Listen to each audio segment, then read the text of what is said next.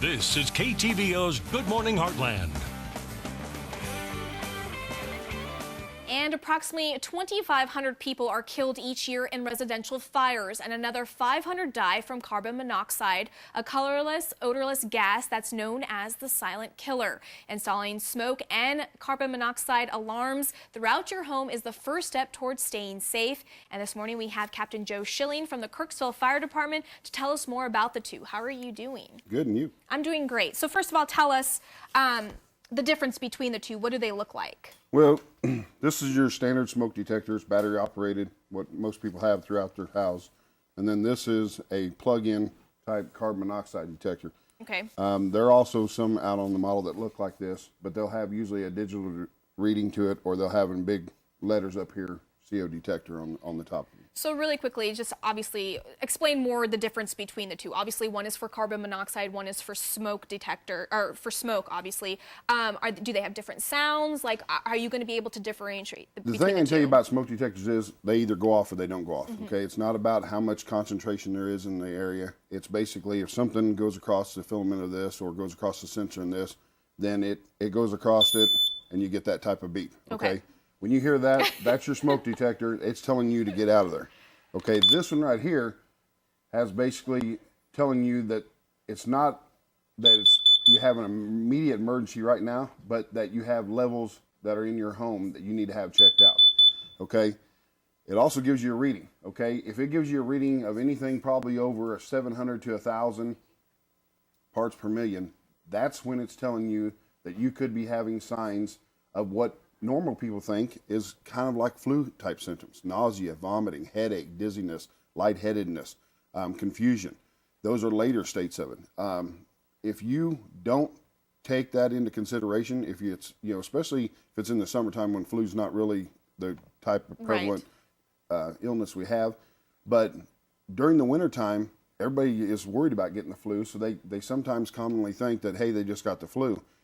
You need to have one of these in your home, because this is the only thing that's going to tell you that it may not be flu symptoms. It may be actually carbon monoxide, especially with all the things that we have running this time of year. Our stoves, our furnaces, wood fireplaces. Anything that burns puts off carbon monoxide. And the more levels it goes up, the more damage it can do to you. All right, so explain to us, how do you install these two? So this one, where is the best place in the house to install a smoke detector? Smoke always goes high, so you want it somewhere high. First one, if you're only going to have one in your home, you want it outside your bedrooms. Okay. Once you go from there, if you have the ability to get more, you want to have one just outside your kitchen. You want to have one on the second floor in your hallways, just outside of bathrooms and bedrooms. You want to have each level needs to have at least one smoke detector. Carbon monoxide detectors, you want to have them in a general area just about 20 feet or so away from where you have any gas appliances or anything that it can work. If you have both a hot water heater, your stove is gas, and then your furnace is gas, if you can put it in a general area in between where all those are located, you want to have it there. The thing about it is all of our houses have carbon monoxide. It's just whether it gets to the level it's bad. Because there's anything that has combustion has some of it that just aerates off of it, comes off of it, and doesn't get burnt up. It's going to be in your home, but small levels of it over a long period of time ain't going to hurt you. It's when the concentrations get higher. And, we've had some catastrophes, not only, just last month, but we've also had them a few years ago with the personnel that, died here in Kirksville. And the thing about it is people just don't understand. You can't smell it. You can't see it. You're not going to know it's there. So anytime you have one or more people in your home that's having symptoms, this is one of those, if you don't have one of those detectors, you need to have it checked out. Okay, and really quickly and finally, how often should you check these, and what type of maintenance should go with these? The one thing we try to tell everybody when we're out there, and they call us to it, is you got to know that they have a lifespan. 6 years is the lifespan on these. Unless it says something different. Usually, if you look on the back, they all have a manufacturer date on them. Tells them, like this one shows that it was manufactured in 2010, October 1st. Oh, okay. So if you know you have that and you have a little beeping that isn't the warning beep, any type of different type of beep that's not the warning beep, you want to know that ahead of time. That usually tells you either the detector's bad or you have something going on or your battery's going bad. This has a battery backup on it in case the power's went out. If you have power out in your home several times, that battery's going to go bad. If you don't replace it, it's going to let you know you need to replace that. So those are the type of things that if you know that ahead of time, can look on the back of there. It tells you that on the instructions.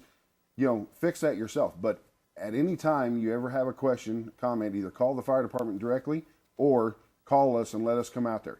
On carbon monoxide, the best thing you can do is leave your home locked up, closed up. Everybody leave there, call us, and that way when we get there, we can see if there is a concentration. Okay. Most people open up their windows, doors, and then call us, and we right. get there and we can't find out if you had a concentration. So the base thing with carbon monoxide is leave your house locked up, sealed up, call us, let us come see if we get a reading, and then if we do, we'll try to help you mitigate that problem. With smoke detectors, it goes off, get out. Okay. Okay, that's the one thing to remember with those. So, and you had just mentioned that if they have any questions or concerns to contact the Kirksville Fire Department, and what we'll do is we'll post that information on our website at heartlandconnection.com. Thank you so much, Captain Schilling, for coming on, and welcome. We'll be right back.